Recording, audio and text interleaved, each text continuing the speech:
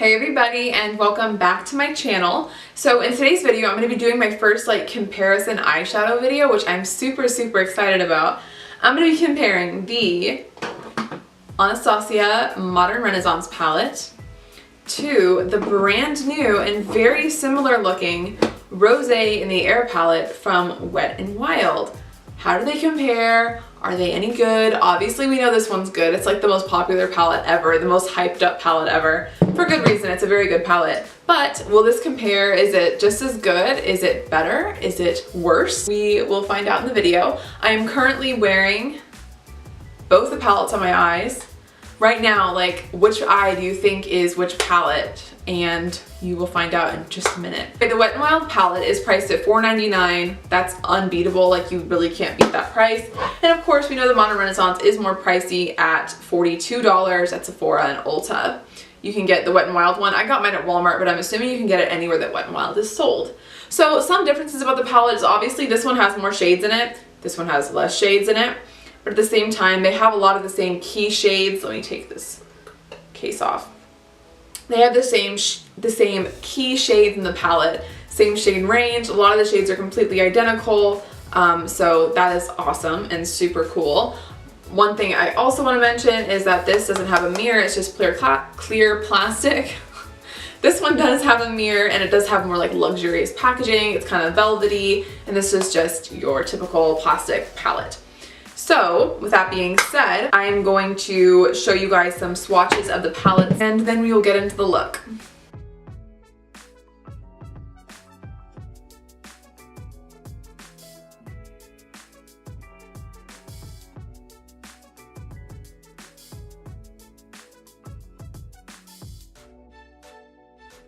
So now that you've seen both palettes swatched, you can definitely form your own opinion about how you think they look.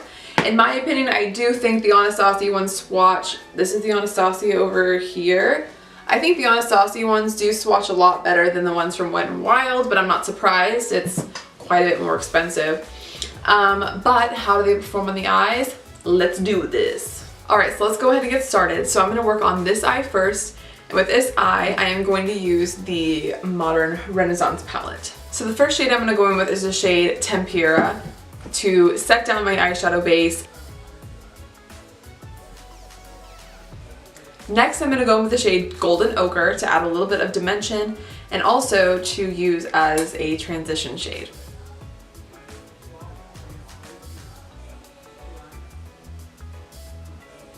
Alright, so the look I'm going for, by the way, is I want to be able to incorporate the red and purple shades in both the palettes. So I'm going to kind of go for that kind of reddy purple pink look, like I do very often because I love how that looks.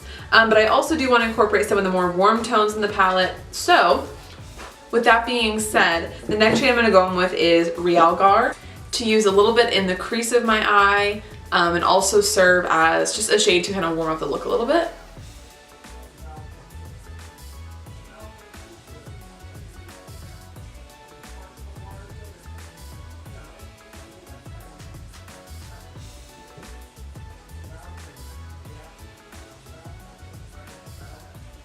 I'm honestly so interested to see if the Wet n Wild eyeshadow palette is just as good as this one from Anastasia, because, I mean, how awesome would that be if it was, you know? And when it comes to the Modern Renaissance palette, there honestly is nothing that I really don't like about the palette. It's just overall an amazing palette. Debatably, the most popular palette of all time. The only palette I feel like that kind of might come close to being just as popular, if not more popular, is maybe the original Naked palette. Maybe the Naked 3. I don't know. Next, I'm going to dip into the shade Love Letter and add just a little bit of pink to this look. Back in the day when I first started my YouTube channel, I did a look using the Modern Renaissance palette. Kind of a similar look to what I'm doing now, a little bit different I think, if I can remember. Honestly, that was a couple years ago. But I will link that in the description box if you guys are interested to watch it. I can't attest to the quality. I honestly don't remember if it was good or not, but I remember the look being super pretty. And I actually ended up recreating that look on someone for prom that year. So that was really fun. Alright, so I'm going to go ahead and spray my little flat shader brush here with a little bit of rose water, which I think works just as well as setting sprays. And I'm picking up the shade Primavera, beautiful gold color. And spraying it again with some spray. I'm going to go ahead and put this on my eye.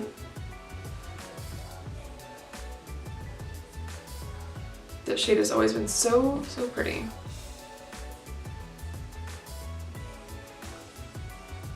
I've always really loved how this looked.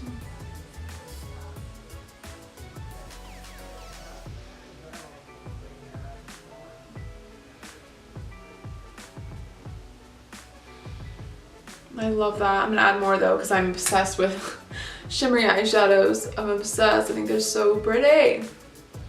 So I just keep adding until my little heart's content. And I'm gonna add just a little bit more of the shade Love Letter just to my crease, just to make the look a little bit more on the pink side.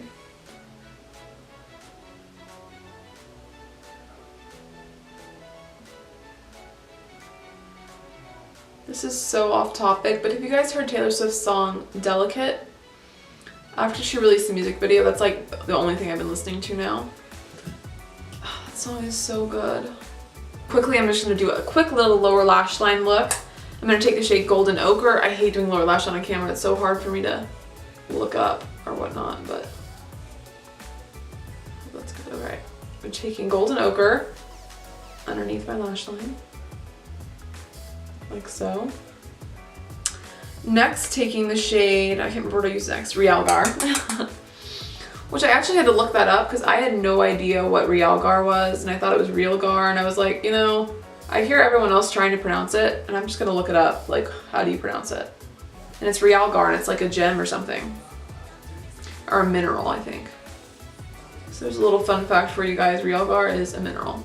And then lastly, I'm going in with the shade Love Letter. And just using this on the outer corner of my lash line, just to tie everything together. And I quickly actually just want to add a little inner corner highlight using the shade Primavera again, just because it's such a pretty gold and it's just, I think, perfect for this look. Very, well, you know, honestly, it's very like Renaissance-y, so that's kind of, that's kind of the vibe, you know? So let's see if we can recreate this look and have it look just as nice as this eye using the Wet n Wild Rosé in the Air palette. So let's go ahead and get started with that. So I'm going to start with the nude white-ish beige shade. And I'm going to go ahead and set my eye base with this for the same reason I set the other one. I will say right off the bat that the shade Tempera or Tempera in the Modern Renaissance palette seems to have a little bit of glitter running through it, but only a tiny bit. Like almost like satiny, which I think honestly is kind of pointless. Also, I'm going to mention this right off the bat. You can't see it because I just blew off all the powder, but this was very powdery after I dipped in to that white shade. I don't know if you guys can see that or not, but it was, I promise. Okay, so the first shade I'm going to go in with is this bottom shade called Transition. I feel like this is probably the closest match to the shade Golden Ochre. It's a little bit more warm and more pukey, you know? But it'll work. And you guys can kind of see there the powder on that. Fingers are crossed, guys.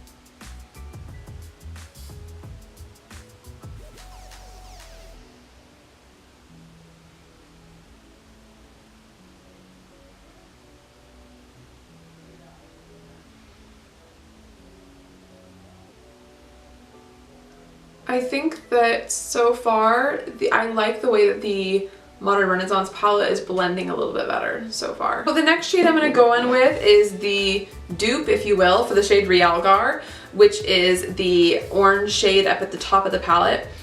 And I'm going to take my small little, the same brushes by the way, if you were wondering, the Morphe M433 brush on that shade. Ooh, that shade's very powdery. I don't know if you guys can tell or not, it's the orange shade right there. Kind of created a little like divot or whatnot, or a little pool of powder, if you will. So I'm going to start off pretty easy and then work my way up if I need to.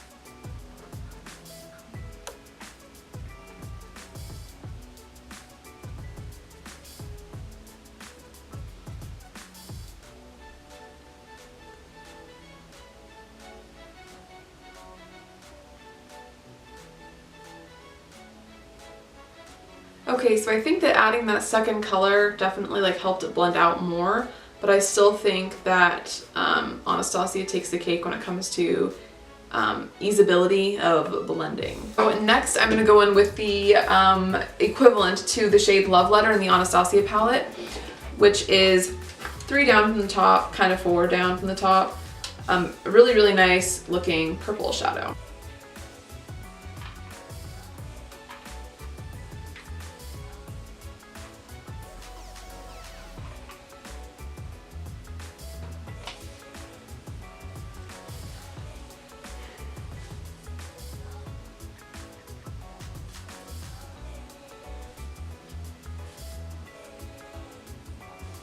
Okay, so I have all of the matte shadow done on this eye, and you guys can definitely tell they look super, super similar.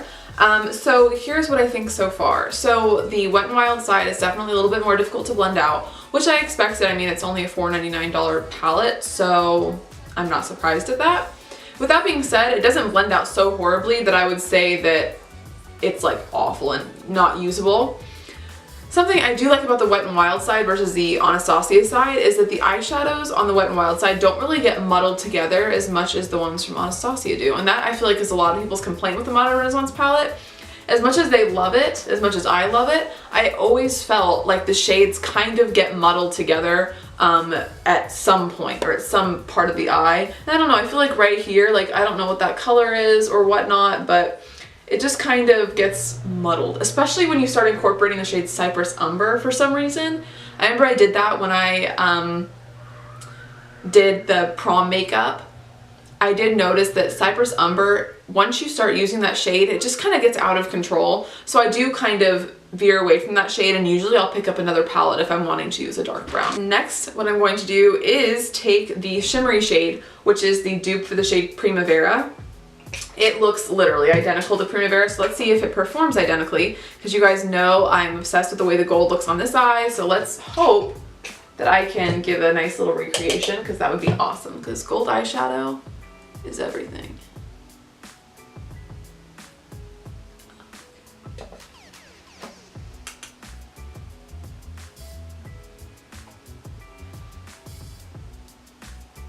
Okay, so I'm sure you guys can probably tell, but this side, the Wet n Wild eyeshadow, just isn't like as poppin' or whatever as the one from Anastasia, which is unfortunate, but that's just the way it is. But it's not so awful that it's like the end of the world.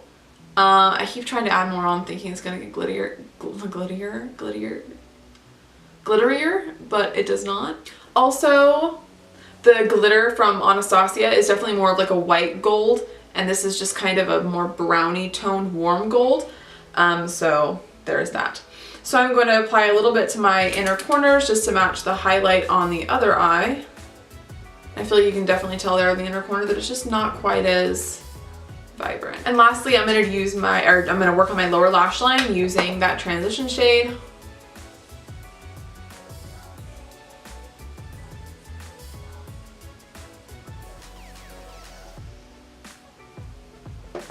Then the second shade, which is kind of that reddy orange color.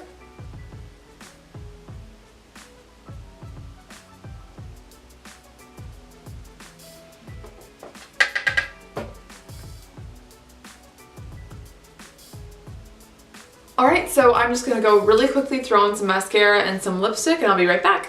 Okay, so here's the look all zoomed in and all mascara and lip glossed up. I'll leave everything I used that like besides my eyes, including my eyes though, in the description box if you're curious about like mascara or brows or lip gloss or whatnot. So anyway guys, this is the final look. So this is the Anastasia side and this is the Wet n Wild side. And my boyfriend, I was just like, hey, like just out of curiosity, which side do you think looks better? And he did say the Anastasia side just because he thought the colors looked more vivid and the gold shade was a little bit more like popping. I honestly would have to agree with him. I do like the Anastasia side better. But with that being said, even though I was nitpicking, I don't think it's so incredibly obvious that I'm wearing two different palettes. When it really comes down to it, the only reason that I can tell it's different palettes is because one, I'm obsessed with makeup, and two, I'm looking for it. I'm nitpicking heavily. So with that being said, to the naked eye or whatnot, I don't think anyone would be able to tell that they weren't similar, but you obviously probably wouldn't be doing this if you owned the palette. So the real question is, do I think that the Modern Renaissance palette has a dupe at the drugstore? I think it does. The only shade that I think you can really tell the difference in is the sparkly shade right here. Okay guys, so that is everything I have to say for today's video. I hope you guys enjoyed this video and found it helpful. I know that a lot of people do own the Modern Renaissance palette, but if you don't, either because it's expensive or because you just never really got around to picking it up, I would definitely look into this palette at the drugstore. I got mine at Walmart for $4.99. That is so crazy and so hard to beat as far as prices and quality goes. Wet n Wild is so good at that, pricing their products so inexpensive, but delivering the goods, you know, like they're so good. Like I said, I hope you enjoyed the video, and if you did, make sure to give it a thumbs up and make sure to subscribe to my channel for more videos. I upload once a week. I always say this, but I wish I could upload more, but school is always so busy. So thank you guys so much for watching, and I'll see you in the next one. Bye.